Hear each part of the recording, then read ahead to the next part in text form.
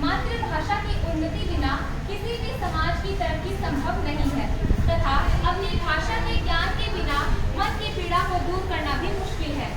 महाकवि भारतेंदु हरिश्चंद्र जी की भाषा को समर्पित ये ओजस्वी पंक्तियां स्पष्ट संकेत देती है कि भारत की भाषा का एक व्यक्ति के जीवन में क्या मूल है।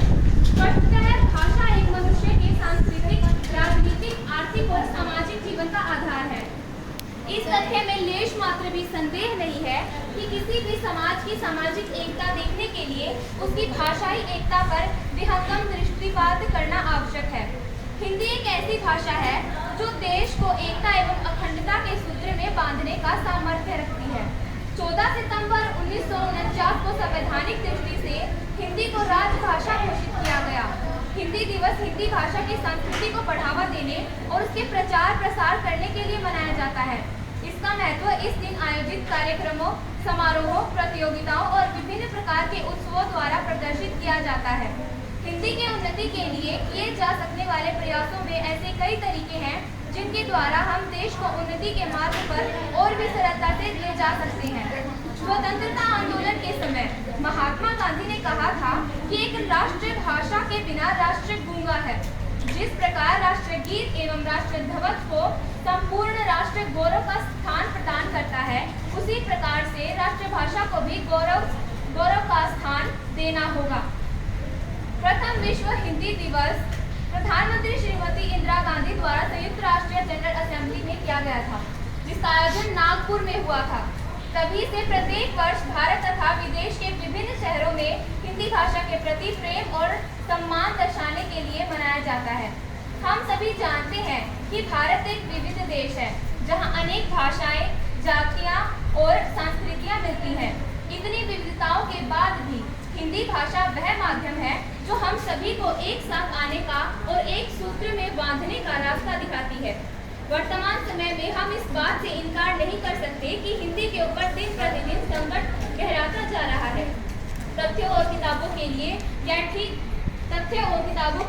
ठीक है कि हिंदी हमारी राजभाषा है, पर इस बात से हम सब वाकिफ हैं कि इसमें से ज्यादातर लोग सामूहिक मंचों और स्थानों पर हिंदी बोलने से कतराते हैं। ध्यान देने योग्य बात यह है कि हम अंग्रेजों से भले ही स्वतंत्र हो गए हैं, लेकिन अंग्रेजी परतंत्रता आज तक बनी हुई है। हमारी शिक्षा व्यवस्था में अंग्रेजी के रोग का घातक प्रभाव इस प्रकार हुआ है कि हिंदी बोलने तथा हिंदी माध्यम में शिक्षा एक प्रकार से लज्जा का विषय बन गई है। इसका दुष्परिणाम यह हुआ कि समाज ने अपने बच्चों के प्रवेश की दिशा हिंदी माध्यम विद्यालयों से मोड़कर अंग्रेजी माध्यम विद्यालयों की ओर कर दिया। आज स्थिति ऐसी हो गई है कि हमारे अपने ही देश में लोग हिंदी विद्यालयों में अपने बच्चों को दाखिला दिलवाने में संकोच महसूस करते हैं। आज के समय में हमारे देश में अधिकतर माता पिता चाहते हैं कि उनके बच्चे पहले अच्छे से अंग्रेजी लिखना और बोलना सीखें।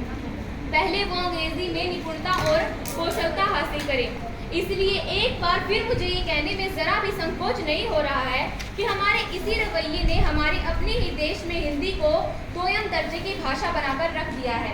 लोग सार्वजनिक स्थानों में हिंदी बोलते वक्त शर्म महसूस करते हैं। वैसे देखा जाए तो हिंदी का इतिहास लगभग 1000 वर्ष पुराना है, परंतु आधुनिक काल में इसमें सबसे अधिक विकास हुआ है। इसके साथ भारत की स्वतंत्रता आंदोलन में भी हिंदी भाषा का काफी महत्व रहा, चाहे वह आज़ादी के लिए तैयार किए गए हिंदी नारे हो या फिर देशभक्ति कविताएं।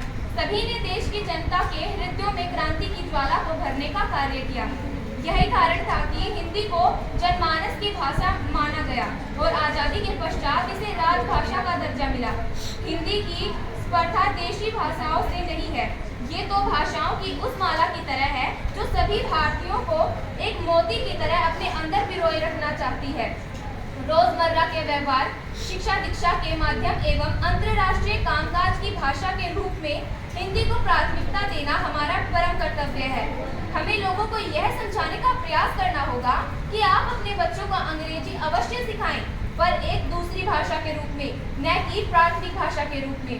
इसका प्रयोग केवल एक दिन अर्थात हिंदी दिवस के लिए ही सीमित न रखें, बल्कि अपने दैनिक जीवन का इसको अभिन्न अंग बना लें। धन्यवाद।